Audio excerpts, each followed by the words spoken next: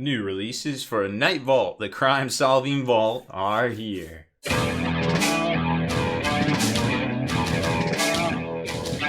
Spiky bits. Welcome back, Hobby Maniacs. I'm Baer from SpikyBits.com, and we are going to unbox and build the brand new expansions for Nightvault. We've got some Caradon Overlords and, of course, a Sylvaneth. And I imagine, hopefully, next month when they get their new 2.0 Battle Tome, these guys will be inside that book with playable rules as well. So new this week for Nightvault, we've got Thundrik's Profiteers, Ylthari's Guardians, the new expansions for Nightvault. One is a 5, that's a crazy cat running through the door. One's a 5-person set, one's a 4-person set. I don't remember offhand which one's which, but we'll find out together. And then of course you're gonna have an extra card sleeve, and it looks like it's the Caradons that has an extra deuter. So you've got the typical 2 card pack releases for this, and then of course the dice sets. Now the dice, I believe, are $8. $10 for the sleeves, and the expansions are $30 themselves. Now at some point these will probably come out separately at $25 if you want to get just the models without the cards, maybe for your particular armies out there. They just put out the 6 other, I think it was 6, maybe it might have been 4 other sets without the cards. You can buy this direct from Games Workshop as of right now ish on their site if you just want the models for the models and play in your army. So on the table next is the Caradon Overlords for Nightvault. Now, I was kind of looking at these models, and they're all nimbly-bimbly jumping from shade glass to shade glass all over the place here. And I'm really liking what I'm seeing as far as design goes. And these are really cool, little like kind of silver, or maybe that's a gold. Yeah, it's definitely like a shining gold kind of type deal right there. So you're going to get 2 Sprues in here, which of course will have all your... what was it? What do we decide? 5 of these guys right here, and then you're gonna have 60. I think it comes with 60 cards. So you get about 30-ish cards that are keyed to Thundrik's Profiteers, and then 3 that are universal. We'll show you the universal ones because if you're gonna pick up the set, you're gonna know what all these cards do anyways. So I feel like the universal stuff is kind of where it's at to show. But as far as the Sprues go, we'll go over those here in a second. Let's take a look at the instructions here.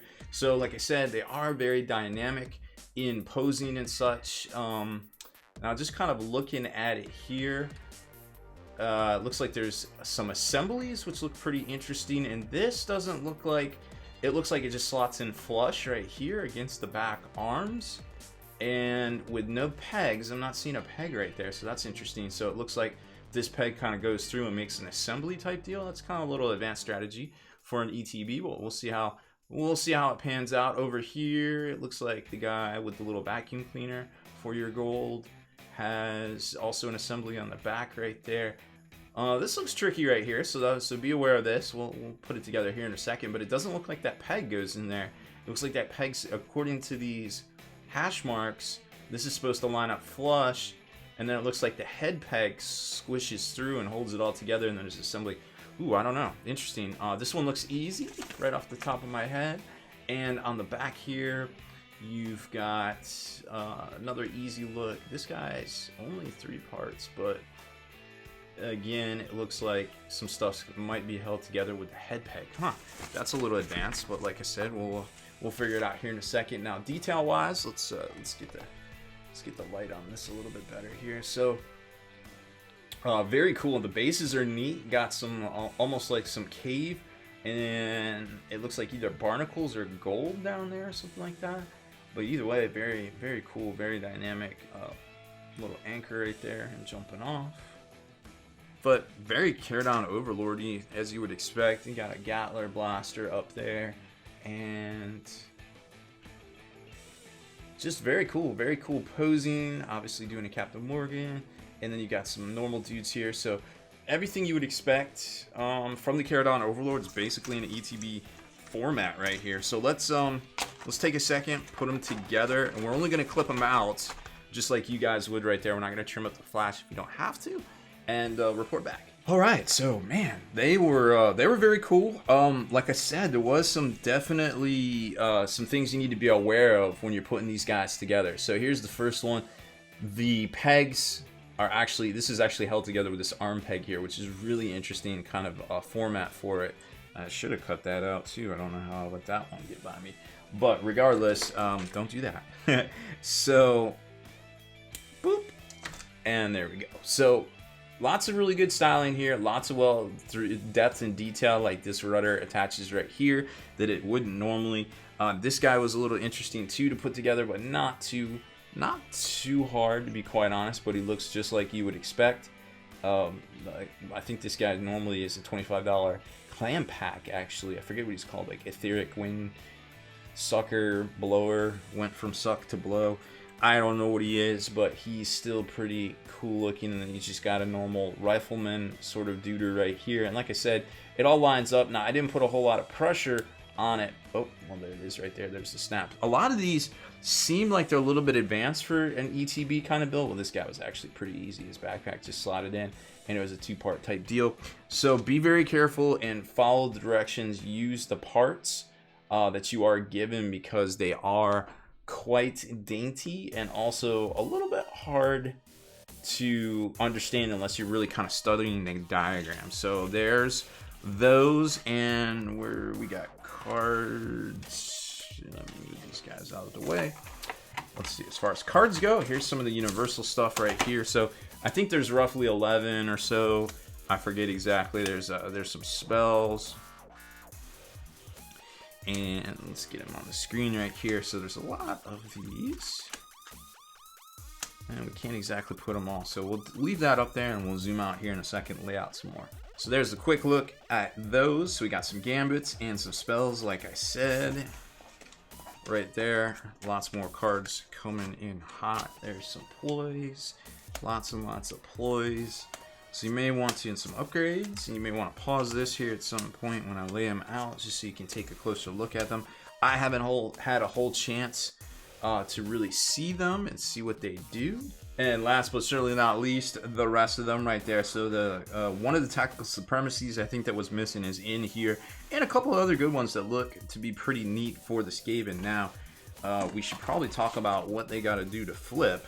These guys are long-range menaces, and with their abilities to flip pretty easily, you do need to protect the captain for sure, the leader guy, but they're going to be dishing out some damage at range. So no casters of their own, but like I said, these guys are brick shit houses when it comes to actually dealing out damage, and they are kind of tough. I mean, their leader guy right here is pretty tough. Now, to promote these folks, each time you score an objective, if this fighter is on the battlefield, you can choose a friendly fighter. That fighter becomes inspired. So that's the only way these guys can become inspired. So if he gets taken out, it doesn't look like they can become inspired. But once they become inspired, I mean, check out the damage and the range that they're doing on all their attacks right there. Pretty ridiculous. And boom, there he is too. He also has a reaction, uses after a fighter's activation, and next activation, enemy fighters treat hexes adjacent to this fighter other than blocked hexes as lethal hexes. So, he's a little bit resilient, but still, he doesn't want to get got any day of the week, and he goes up to 5 toughness or 5 wounds right there. But man, these guys look way better in this game than they do in Age of Sigmar. First of all, I would like to apologize to all Caradon Overlords fans and players out there. That was a low blow, but GW, seriously, fix Caradon Overlords. Fix Beast Claws too, but Caradon Overlords need it more than that. Alright, Nightvault, Ylthari's Guardians is up next. I figured while I'm zoomed out, I might as well go over the cards first, shall we? So let's get this open and take a look. Now, these really don't want to come out. Pea Green, Pea Suit. I don't even know what I'm thinking right here, but that's like a very OD kind of look there. And then, of course, you're going to get your 2 packs of cards. Again, 30 and 30-ish. Sometimes 31 and 29. I forget the exact breakdown, but usually it's in 10s. Of new and specific objectives, ploys, factions, upgrade cards for Nightvault. Haha, fooled you. We weren't completely zoomed out. So here's the 4 new character cards right here. And they work basically by removing wounds from them, like growth and regrowth, and that's the whole Sylvanas theme, right? This guy's cool. Their leader guy is really neat. He's a caster. He's the only caster out of the new expansions. But not only can he, as a reaction, if he rolls a crit to cast a spell, get a wound removed from his card, therefore promoting himself. anytime a Gambit upgrade, action, or reaction would remove 1 or more wound from the other guys, they promote 2, and they all have different reactions based on, I think a couple of them are crit, or 1 or 2 are crits, and I forgot what the other one did right there, but whatever. So they're just mid-range, you know. They have some powerful attacks. I'm not exactly sure. I imagine Elf Trickery on how you're supposed to play them, but I don't have time for any of that. Can you tell my playstyle? These guys, I mean, they look cool, and the Sylvanus models are always neat, so they got that going for them right there. So let's take a look at the generic upgrades. So there's the first batch of upgrades. There's some ploys in there, there's some spells in there. Personally, I don't like spells that are cast, but there's some powerful ones, so you gotta just gotta roll with it.